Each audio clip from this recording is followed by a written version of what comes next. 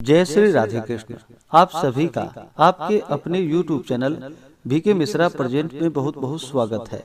आइए आज आप सब सुनेंगे माघ मास महात्म्य कथा में 7वें अध्याय की कथा। अब तक आपने पिछले अध्यायों का कथा श्रवण नहीं किया हो तो चैनल पे वीडियो अपलोड है या प्लेलिस्ट बनाया गया है चैनल पे माघ मास कथा के नाम से। आप वहां से पिछले अध्यायों का कथा श्रवण कर सकते हैं। तो बोलिए प्रेम से भगवान विष्णु की जय, माता लक्ष्मी की जय, भगवान श्री कृष्ण की जय, सर्वदेवी देवता की जय। दत्तात्रेय जी बोले, चित्रगुप्त ने उनकी आलोचना की और तब यमराज ने दूतों को आज्ञा दी कि एक को तो घोर नरक में ले जाओ जहाँ कठिन दुख होता है और दूसरे को स्वर्ग में रखो जहाँ उत्तम भोग है। राजेंद्र, तब इस आज्ञा को पाकर दूतों ने बड़े भाई को तो रौरव नरक में फेंका और छोटे को उत्तम दूत मधुर वाणी से बोला कि हे विकुंडल, मेरे साथ स्वर्ग में चलकर अपने कर्मों से किए हुए दिव्य भोगों को तुम भोगो।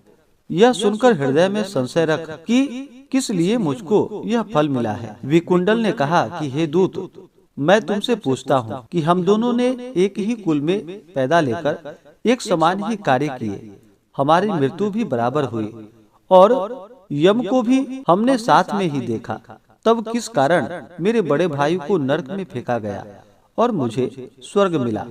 विकुंडल के ऐसा पूछने पर यमदूत कहने लगे कि हे विकुंडल, जिस प्रकार एक वृक्ष पर अनेक प्रकार के पक्षियों का आवागमन एवं वास होता है, उसी तरह इस संसार में पुत्र, पत्नी, बहन, भाई, माता पिता आदि का जन्म के कारण संगम होता है और जन्म कर्म को भोगने के लिए होता है। हे वैश्य, मैं प्रेम पूर्वक तुमसे सच कहता हूँ कि मनुष्य जो पूर्व भक्ति कर्म करता है वह अपने किए अच्छे या बुरे कर्म का फल समय समय पर बार बार भोगता है।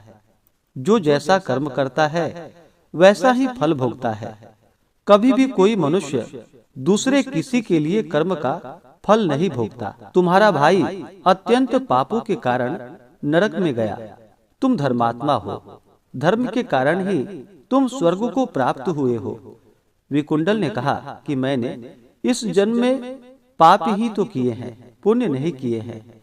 हे देवदूत, मैं तो अपने पुण्य को नहीं जानता। यदि तुम जानते हो तो कृपा करके मुझसे कहो। देवदूत बोले कि हे वैश्य, सुनो, जो पुण्य तुमने किया है मैं सब भली प्रकार से तुमसे कहता हूँ।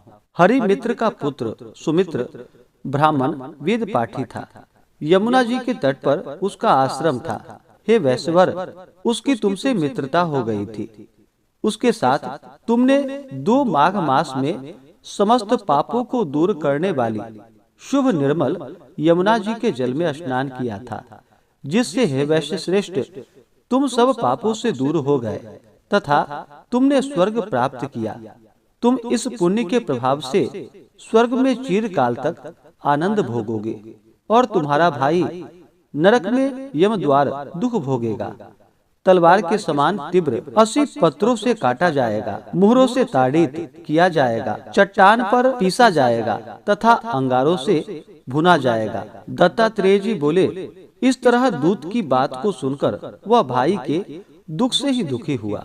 उसका शरीर पुलकायमान हो गया और नम्रता पूर्वक दुखी होकर उसने मधुर वाणी से देवदूत से कहा कि साधुओं के साथ 7 पग चलने वाली मित्रता श्रेष्ठ फल दायिनी होती है।